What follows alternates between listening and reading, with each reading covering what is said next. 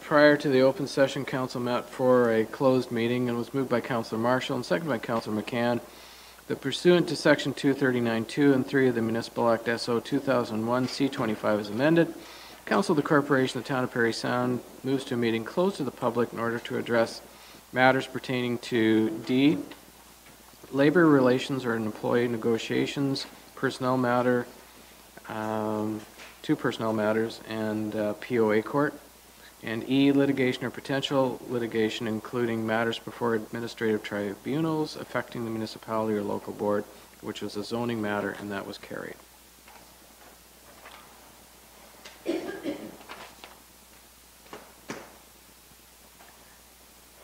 May I have a mover and seconder for the agenda, please? Councillor Saunier, Councillor Marshall. Any prioritization of the agenda? No additions, no prioritization, okay. Motion is that the council agenda for November 21st, 2017 be approved as circulated. All in favor? That's carried. Any disclosure of pecuniary interest or the general nature thereof? Seeing none, mover and seconder for the minutes. Councillor McCann, Councillor Borneman. The minutes of the regular council meeting November 7th, 2017 be approved as circulated. Sorry? There's no amendment for this No, one? no. Okay, all right, Sorry. good. Okay, any discussion on those minutes? All in favor? That's carried. Questions of staff?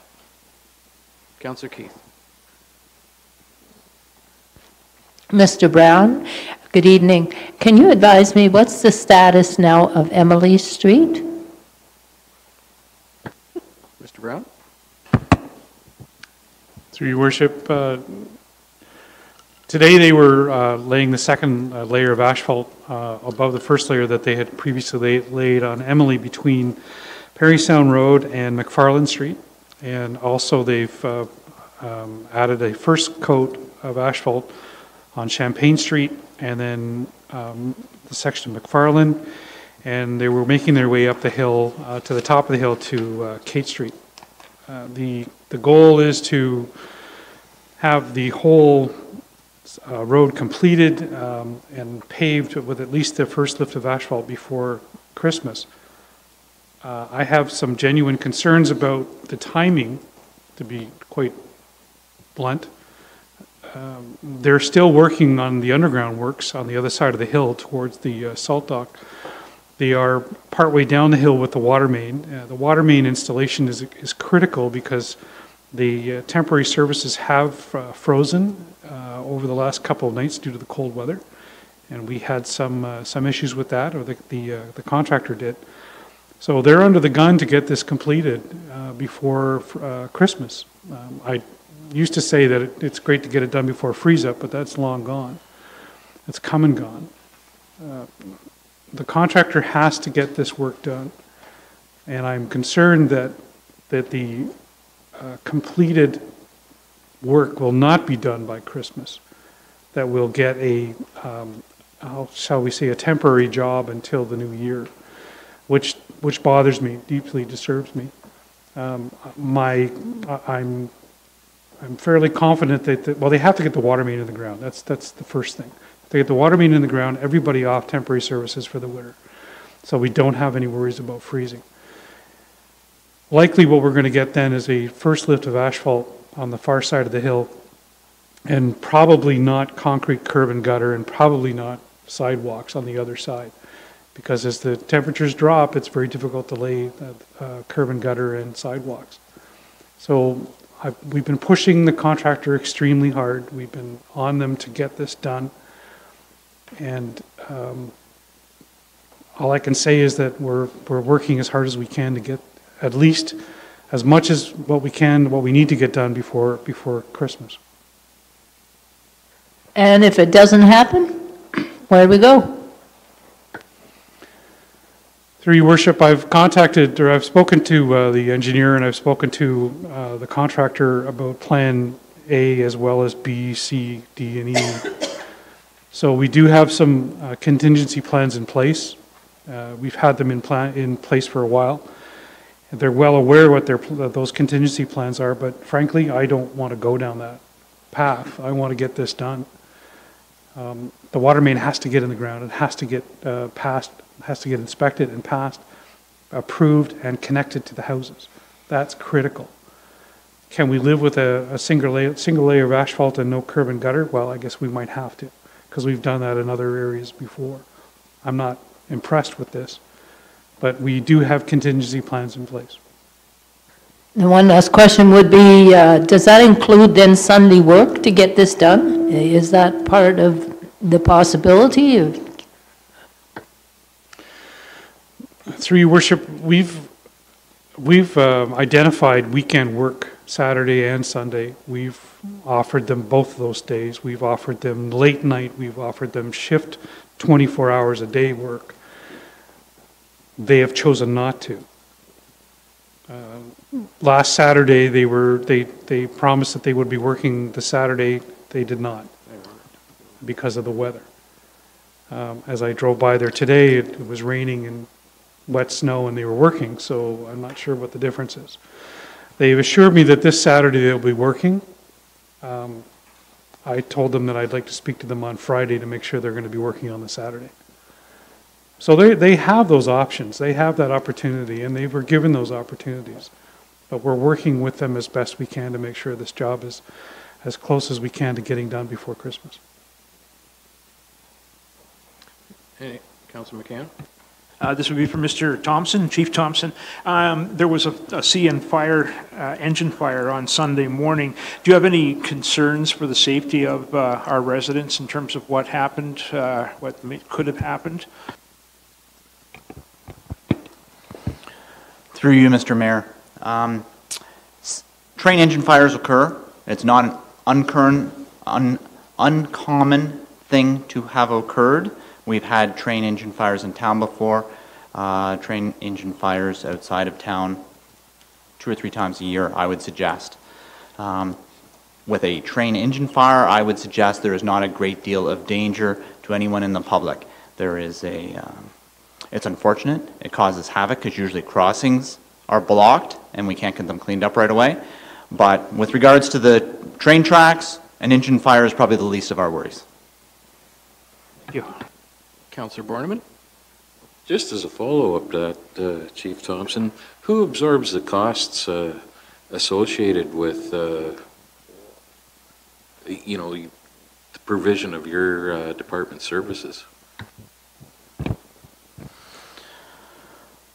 Through you, Mr. Mayor. We don't have any fees for services bylaws in place that would have anyone else other than the general tax base paying for calls of that nature.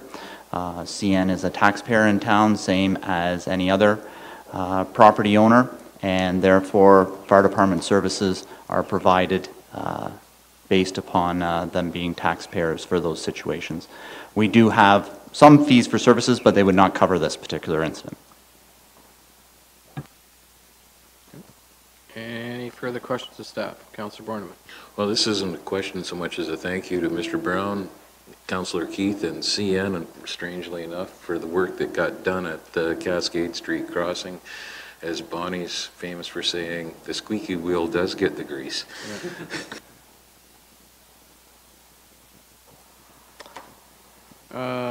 Any further questions?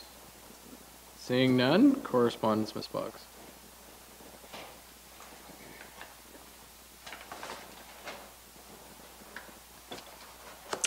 Yes, Mr. Mayor, very light tonight. We have a letter from Gail Burrows, President of the Parry Sound Area Chamber of Commerce, and she's requesting funding for within the Parry Sound 2018 budget, and will be updating Council on the 2016-2017 year in review when she does her deputation.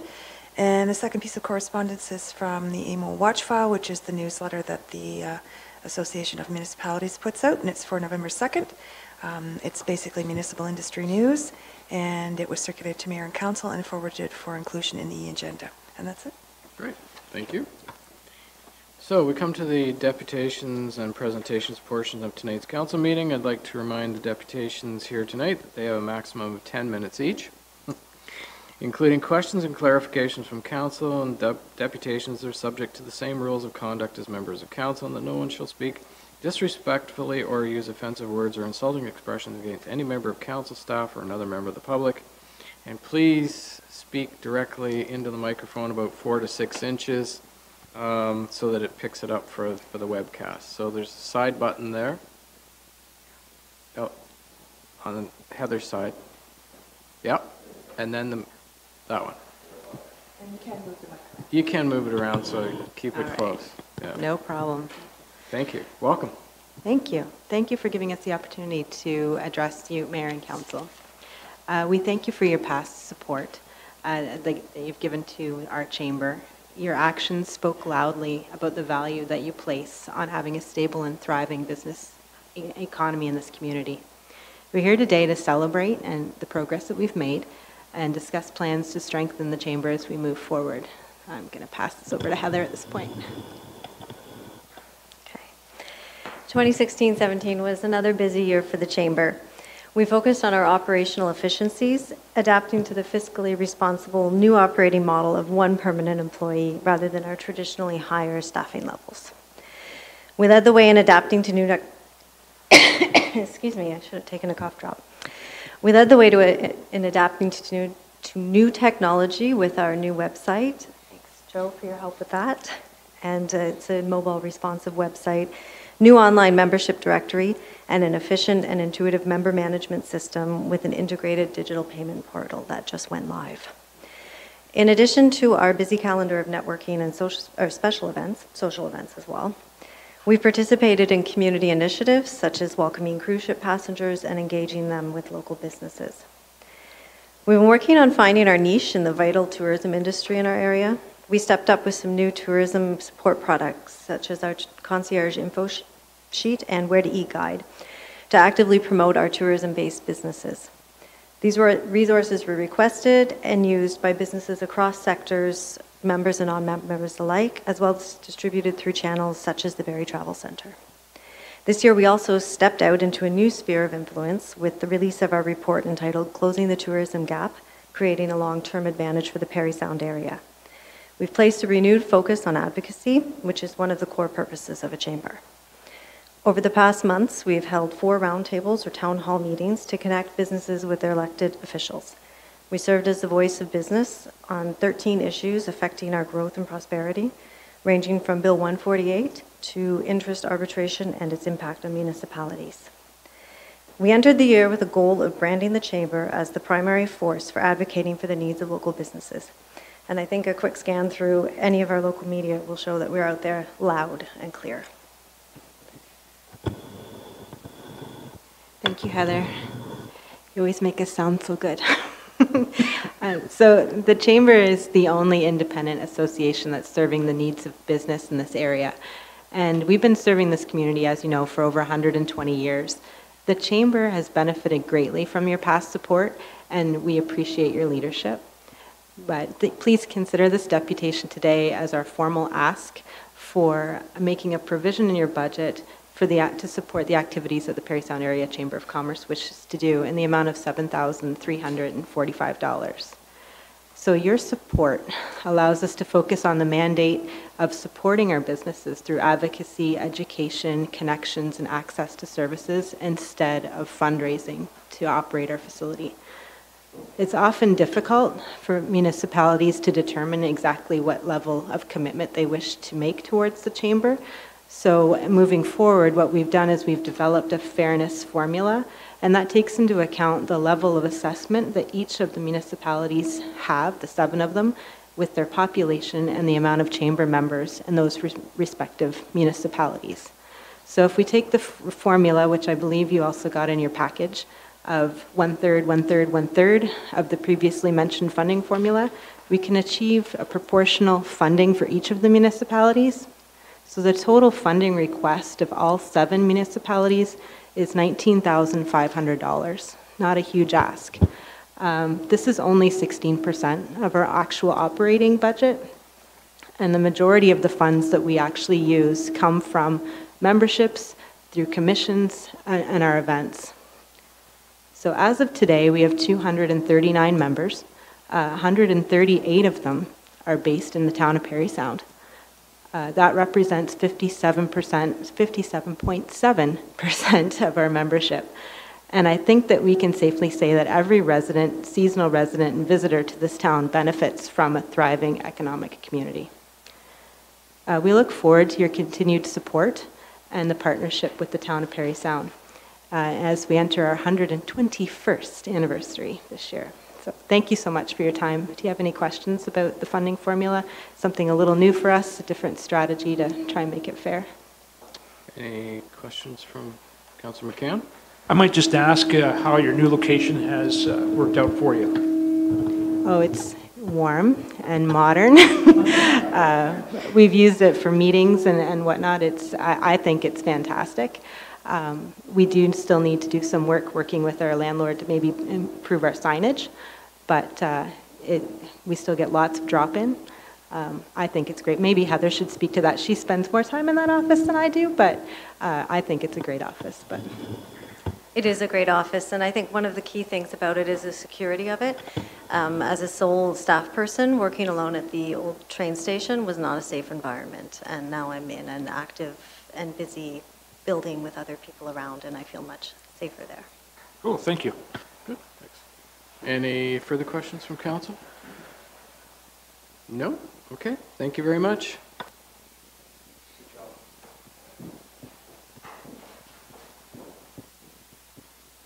So we do have a few minutes left if there's anyone that wishes to make a deputation. Okay, Mayor and Council's reports, and we'll start with Councillor McCann tonight. Thank you very much. Well, actually, the last few weeks have been fairly quiet as far as committee meetings go and such. The rest of this week is a busy one.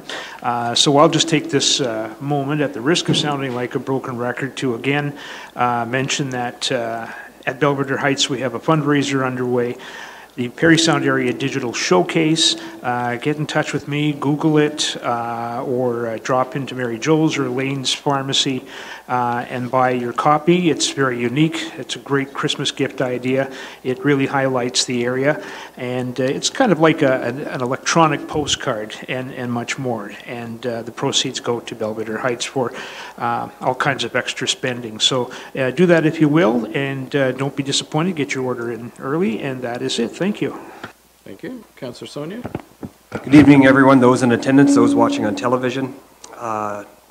We missed the last council meeting. Nicole and I had to go to Europe for a thing. And while we were there, it just blew my mind away at how Canadians are received. Wherever we went, oh, you're from Canada, sit down, would you like to have a pint with us? Sit down, tell us about Canada. So we as Canadians sometimes take for granted who we are and just how awesome we are. And I'd just like to say that I was really proud to be a Canadian. That was very cool. The business stimulus team sat and met. We have a lot of feedback right now. The business stimulus team sat down and met, and there are several businesses that are circling the area. One in particular is between us and one of our sister cities, townships in Muskoka. What we have going for us, though, is the continual... Do you want me to stop?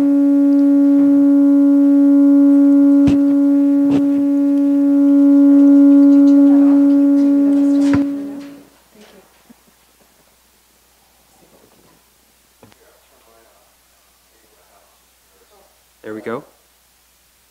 Thank you, everyone. Those in it, I'm just kidding.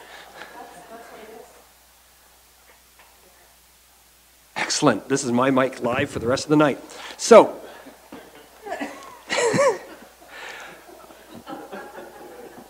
bring it in. So the business stimulus team met, and there are several companies circling the area. And what has to be noted, and what's really working in our favor, is two things. One, that we are the start of Northern Ontario, so the funding starts here. Two, the simple fact that we were thanked for how slick the process has become. One of the things we tried to set up was to make it easier for business to come in and find out information, collect data, and make their choice on Parry Sound. And this one company specifically spoke very highly of how easy it was to get the information. Where there was gaps in their information, it was provided for immediately, and they looked favorably upon us. So that is to be continued.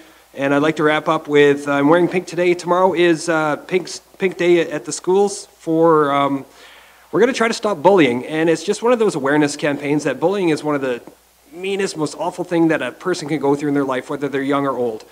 So if you have a chance tomorrow and you have something pink in your closet, put it on. Cheers. Councillor Keith? Thank you, Mr. Mayor, fellow councilors, staff, and the public. Excuse me. Remembrance Day, I certainly attended a service, but this time it was in Killarney, and had the pleasure of meeting Mayor Ginny Rook, and it was a very interesting service. Certainly showed me that every community does things a little different. I attended the Light Up the Park, and that was very interesting to see the lights finally go on, because there was some suspense there. Frankly, I like the colors this year, nice and bright. Frankly, I wish the tree in the center was the one that really got all the colors, because then when you're driving down Gibson Street on either side, and also McMurray, you could see that tree in all angles from a distance. But that's my opinion. I attended, this one was fun, was the breakfast with Santa that's sponsored by the Optimist Club, which is fundraising, and that was really a great thing. I also attended, provided my condolences in reference to the passing of Bert Reiki, who was a Reeve for Carling for some years and also a counselor.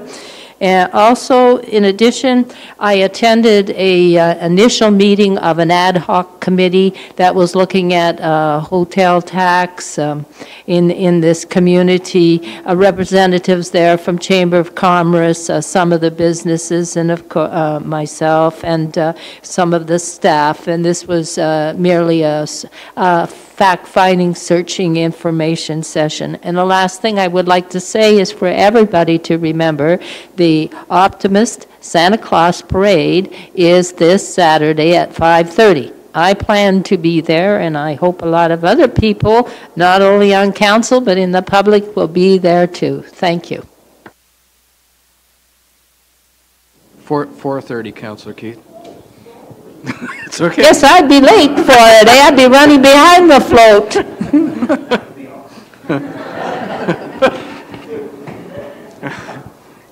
Councillor Marshall. Good evening, everybody. Last Saturday, November 11th, I, along with my family, was attendance at the Remembrance Day ceremony at the Cenotaph. It was a pretty cold November morning, but we had a really good turnout for the ceremony, and I was really happy to see a lot of the school-age students in attendance, even though it was a Saturday. They usually come with the schools, but I think a lot of them came on their own accord, so that was really good to see. This morning, November 21st, I attended a regular meeting of the Parry Sound Library Board. We had a very busy agenda. Amongst other things, we passed a draft budget for 2018 and a new communication and fundraising policy. Councillor Keith talked about the Santa Claus Parade at 4:30. Just want to mention as well that starting at 5 until 8, Hospice of Parry Sound will be presenting its annual Soup for the Soul at St. Andrew's Presbyterian Church for only $10 per person or $25 per family. You can enjoy hot soups provided by local residents, and all the proceeds stay here in the community and help support Hospice Parry Sound.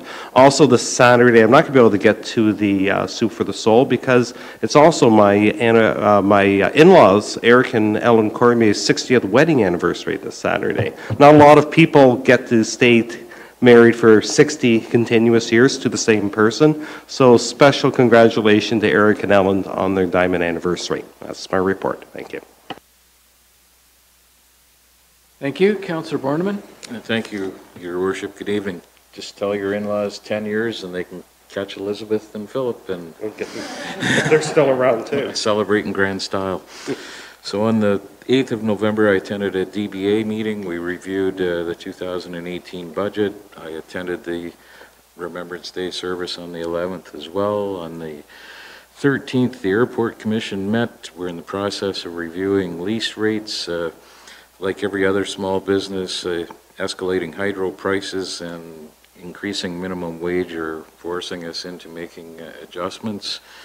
We're also investigating how to provide pilots with real-time weather updates, particularly with respect to wind, which I'm sure Councillor Saulnier will appreciate has always been an issue at the local airport.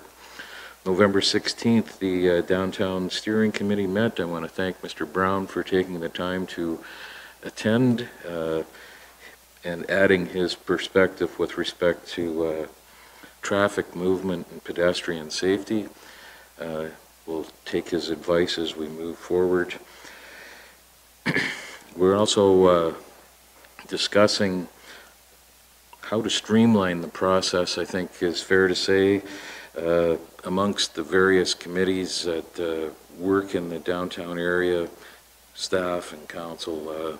Ms. Midda and Ms. Langford spend an awful lot of time preparing agendas and attending meetings that tend to go around in a circle, so we're looking at how we can simplify that.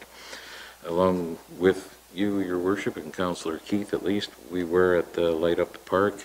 I want to say that that has evolved in the past couple of years and is no longer, in my view, strictly a downtown business event. There are a number of churches taking place. Attendance has increased exponentially. And I think people of pretty much all ages have enjoyed the increased presence of various churches and choirs in the event. Singing Christmas carols is something that still just about everyone in the community like to participate in and enjoy doing. This weekend is the women's weekend in the downtown. I was told this afternoon that it's virtually sold out. Santa Claus Parade's been well covered. I'll close by congratulating our Director of Finance, Trevor Pinn, on his move. Trevor's leaving us in the very near future for bigger and better things, and the time that you've spent here, Trevor, has been pretty short, in my view at least. It's been very productive. We thank you for the work that you've done for us and wish you the best in the future. And that's my report, Mr. Mayor. Thank you. Council, staff, and public. As mentioned, November 11th, Remembrance Day. It was really good to see the turnout that came out for this ceremony. I know that there were a number of people that were concerned that because the schools, it was a Saturday and the schools weren't open, that the attendance might be down, but I don't know, the area and the community really came out in full force to pay some respect. So I'd like to thank the Legion for putting the event together, and certainly all those who participated in the event, and those that showed up. Thank you. It was really appreciated. November 17th, Salvation Army kickoff and DBA Light Up the Park. Councillor Borneman mentioned that. And he's right, another event that drew an absolutely great crowd. You know, the work that the DBA has done with the lights and that sort of thing is great. Salvation Army kickoff, that begins their fundraiser that they have for those in need, and whether it's buying food or gifts, certainly please support when you can. There were a number of churches, as Councillor Borneman mentioned also, their congregations were on hand to lend support, which I thought was really, really great. It shows community coming together. So much appreciated and a worthwhile event, and it's always an honor, I believe, to put the first bit of money in the kettle to kick the event off. So November 20th was a nonprofit housing meeting. As was mentioned, November 25th on Saturday, 4:30, Santa Claus Parade. And November 29th at 4:15 p.m., the CP Holiday Train. And I understand that Colin James will be one of the performers for that particular event, which I think is pretty cool. And please bring a food article for the food bank so that we can lend them some support too. And that's my report. Thank you. Okay. Item 941, moved by Councillor Saunier, second by Councillor Keith. The council authorized staff to single source the delivery of 65 self-watering hanging baskets from Equinox Environmental Products for a total of $9,892.01, including HST. Discussion. Councillor McCann. For Ms. McNamara. Always nice to see your smiling face. I've read the report and I understand the need to expedite this and to certainly get it into the budget. But there's always sort of a bit of a concern when there's a request for single sourcing. Could you just, for the public, let us know your reasoning for that, please?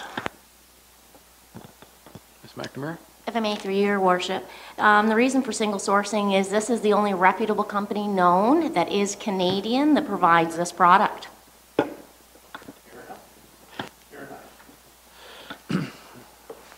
Councillor Marshall? Yeah, just a quick question on it. What kind of lifespan? I know there's a 5-year warranty on these things. Are we going to get 5 years, 10 years out of this? Certainly it's going to be longer than what we've been using with the cocoa mats. If I may, through your worship, you're 100% correct. This company has been in Canada for 20 years. They've been making them in Winnipeg for 20 years. The city of Winnipeg has had them for 10 years. They have not had to replace them. So we're looking at a good 10 years out of these suckers.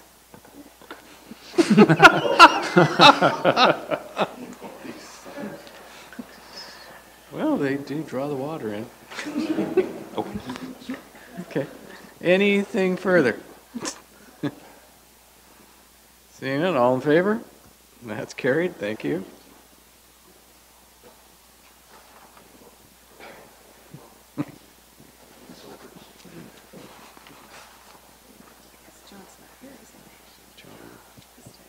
Yeah, he's back there. Yeah. So moved by Councillor McCann, seconded by Councillor Borneman, that the chief building official is authorized to issue a permit for 2 signs substantially shown on Schedule A attached, and according to the conditions in Schedule B attached, and that the permit will initially be for a 5-year period, and that the permit does expire if the signs are removed. Any discussion? All in favor? That's carried. Thank you.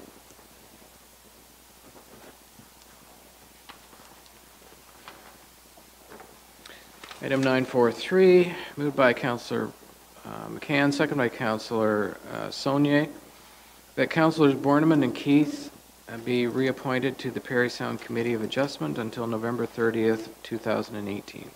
Discussion? Councillor Borneman?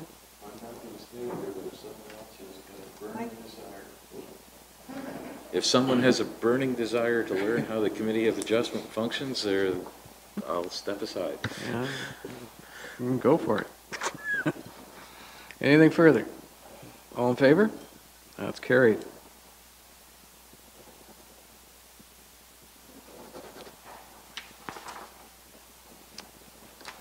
Moved by Councillor Borneman, seconded by Councillor Marshall, that Council accept the change order from J.G. Fitzgerald and Sons Limited for relocation of the gas pipe at the BOCC in the amount of $32,153, excluding HST and engineering consulting fees, and that the project be funded from the Building Replacement Reserve.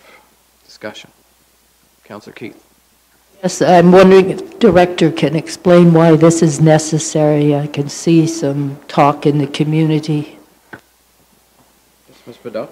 Through Mr. Mayor, last year we had a situation at the Bobby Orr Community Center where, due to the ice and snow load on the roof, and when it starts to melt, it shifts and falls off of the roof, it actually caused one of the gas pipes to become dislocated. So the cleats that the pipe sits in, when the snow load shifts, the cleats were torn off, and as a result we had a gas leak. So we have been working with engineering consulting firm ACOM Engineering, and their mechanical engineer was brought on into the picture and determined that the piping, so a couple of things. First of all, the pipe needs to be relocated off of the roof. So that's kind of the first piece. Secondly, it was determined that the pipe that was installed at the time of the renovation work at the Bobby Orr Community Center was undersized for the load. So the specifications at the time of construction called for a 2.5-inch pipe, and all that was installed was a 2-inch pipe. So we need to upsize the pipes. So that essentially is the work, to relocate the pipe the pipes and to upsize so it can accommodate the load. So that's what's happening. You're welcome. Any further questions? No? All in favor? That's carried.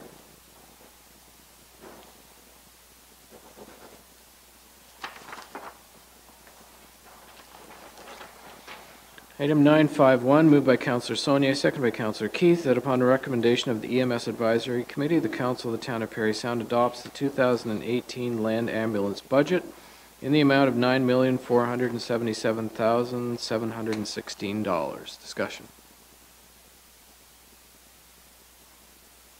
Councillor Keith?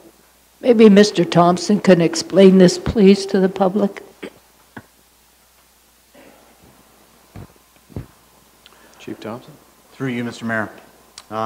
The town's responsible for land ambulance delivery throughout the district. It's a delegated response from the province.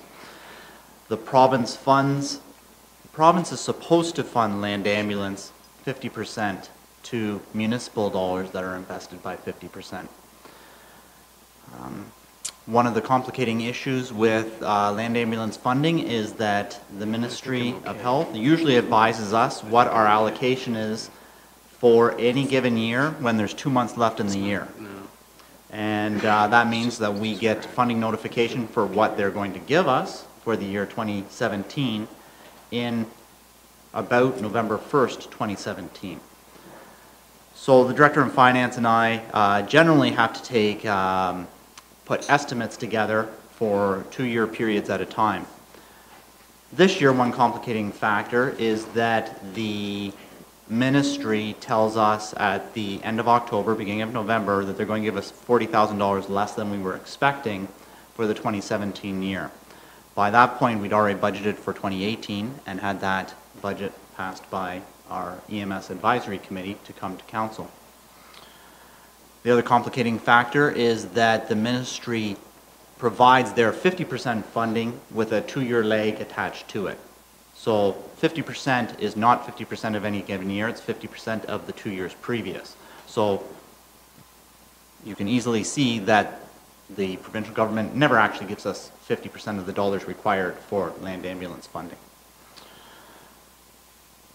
With the 50%, so the complicating factor this year, which is what I want to point out to Council, is that with the ministry underfunding us by $40,000 from what we were expected in 2017, Director Pinn and myself had to reevaluate what our expectations are for 2018.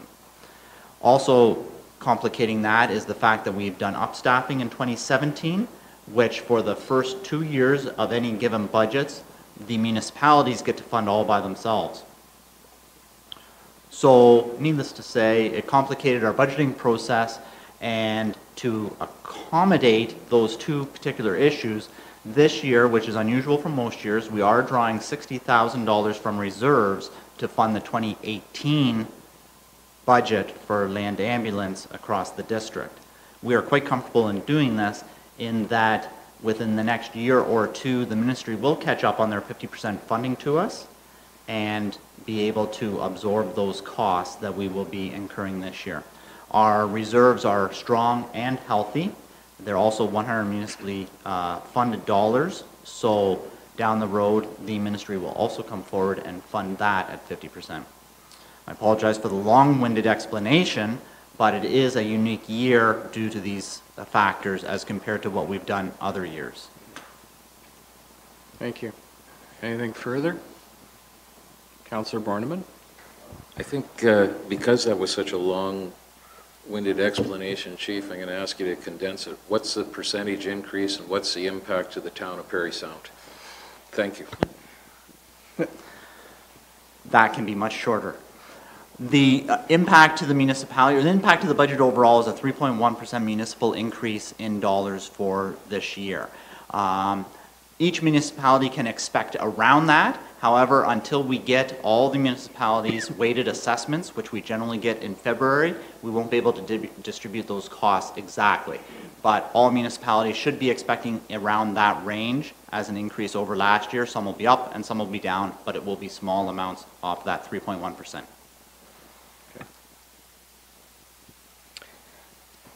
Are we good? Anything further? All in favor? That's carried.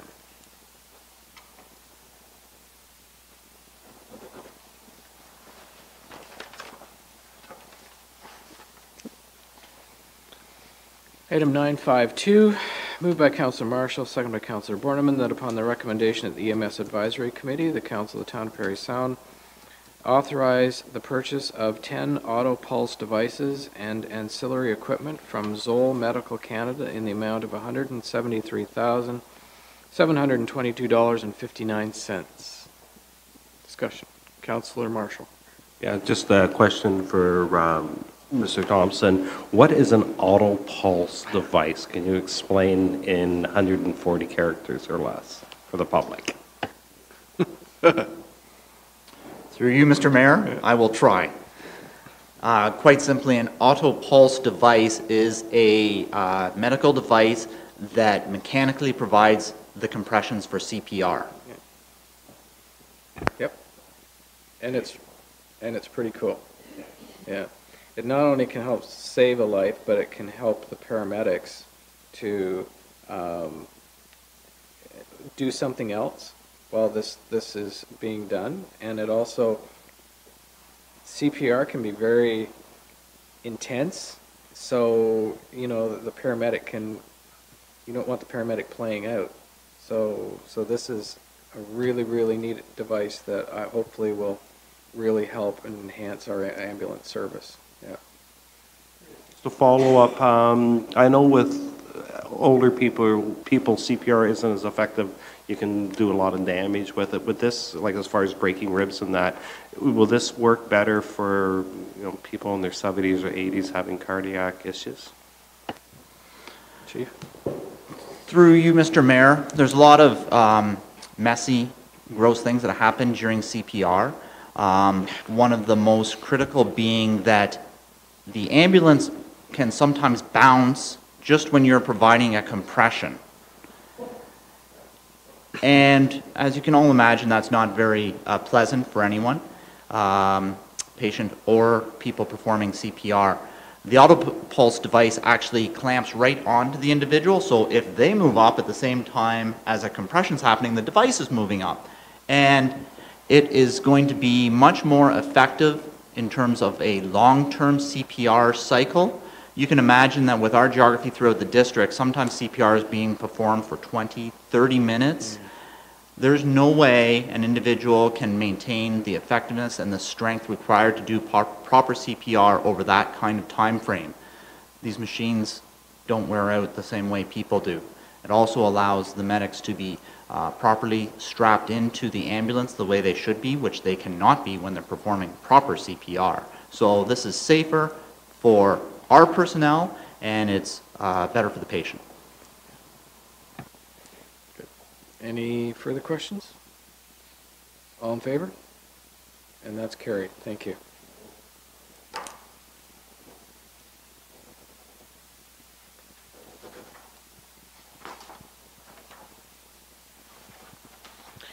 Moved by Councillor Keith, second by Councillor Saunier, that upon the recommendation of the EMS Advisory Committee, Council approve the purchase of 2 ambulances from Crestline Coach in the amount of $111,392, each inclusive of trade-in value of $11,000 for our current units being replaced to be delivered in late winter of 2018.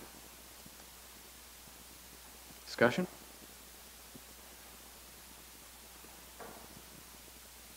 Councillor Borneman? They're still the only provincially approved provider, Mr. Thompson? Through you, Mr. Mayor, that's not correct. There are 2 providers, and we did do a competitive process. We have strictly Crestline ambulances within our fleet. There's numerous benefits to that. However, we did do a competitive request for proposal or request for quotation this year, and Crestline came out $3,000, approximately $3,000 less than the competitor. So we're remaining with Crestline, and they are the most competitively priced product. Councillor McCann? Yes, Chief Thompson, I think we've talked about this before, but just to refresh my memory and just out of curiosity, when the ambulances are delivered for that price, they're fully equipped. There's nothing else you need to put in them with the exception of paramedics and patients. Through you, Mr. Mayor, there are a few ancillary devices which are not included, such as stretchers, stair chair, various other pieces of medical equipment that we have that we purchase in other means, so that they do not come with the ambulance. But anything that's physically permanently attached to the ambulance, yes, it does come with the ambulance. Thank you. Okay. Anything further? No? All in favor? That's carried.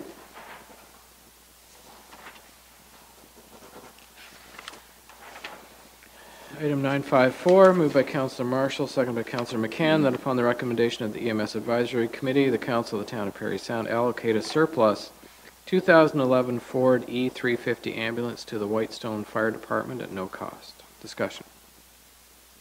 Councillor Keith. I was just going to say, I think this is another example of how it shows the town of Parry Sound tries to work with other communities within the area. Correct. Anything further? All in favor? And that's carried.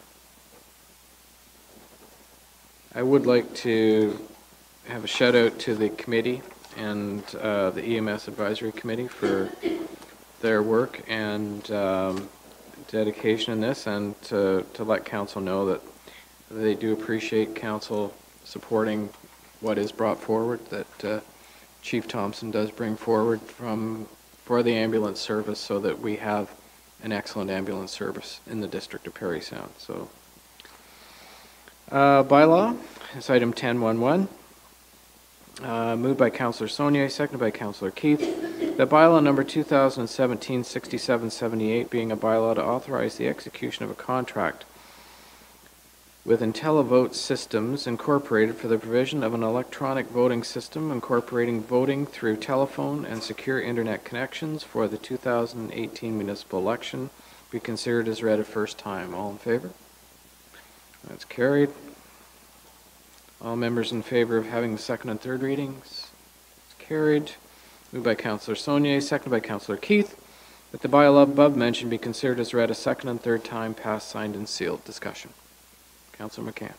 Just a quick question then for Ms. Boggs then. Are we looking at the same system, the same interface and such that we used back in 2014? Through you, Mr. Mayor, yes, we are. Councillor McCann. Okay. Any further questions? All in favor? And that's carried.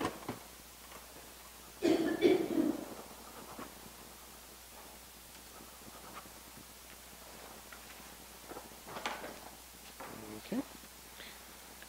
Moved by Councillor McCann, second by Councillor Borneman, that bylaw number 2017-6779, being a bylaw to authorize an agreement with Bernie Filatro, janitorial, for custodial services for the Parry Sound Municipal Office, be considered as read a first time. All in favor? That's carried. All members in favor of having the second and third readings? Carried. Moved by Councillor Borneman, seconded by Councillor McCann, that the bylaw above mentioned be considered as read a second and third time, passed, signed, and sealed. Any discussion? Councillor Keith? I'd just say I think he's doing a fine job. Anything further? All in favor? That's carried.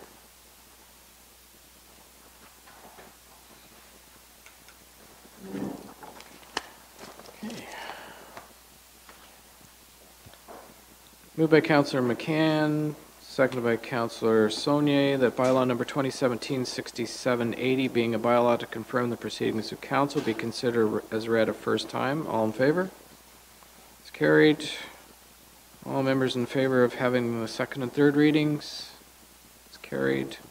Moved by Councillor McCann, seconded by Councillor Saunier, that the bylaw above mentioned be considered as read a second and third time, passed, signed, and sealed. All in favor? That's carried.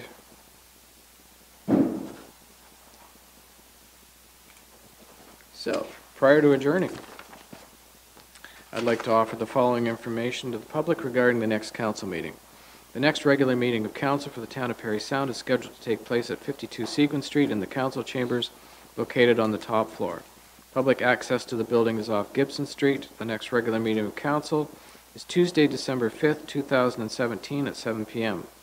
All regular council meetings will be held at 7 p.m. on the first and third Tuesday of each month, except January and August, where only one regular meeting will be held. Regular and special meetings are now live streamed. Please check news and public notices on our website at www.parrysound.ca for instructions to watch live or see earlier council meetings. Agendas, changes to the council meeting schedule, and notices of special council meetings will be posted on the town's website at www.parrysound.ca under News and Public Notices prior to a council meeting. The public is able to view an electronic copy of the complete agenda with attachments on the town's website. Just search council calendar and the date of the meeting. Should you wish to receive the combined agenda via email, you may make that request on our website or contact the clerk at the municipal office. The minutes of council meetings will be posted within 2 days after the council meeting is on the town's website and on the bulletin board located in the municipal office entrance. Your TV, formerly known as Cogeco, will continue to air the regular Parry Sound Council meetings on Wednesday at 9 p.m. and Saturday at 9:30 a.m. following a regular council meeting. For your TV listings, contact www.tvlistingscogeco.ca until further notice. Thank you, everyone, and have a great night.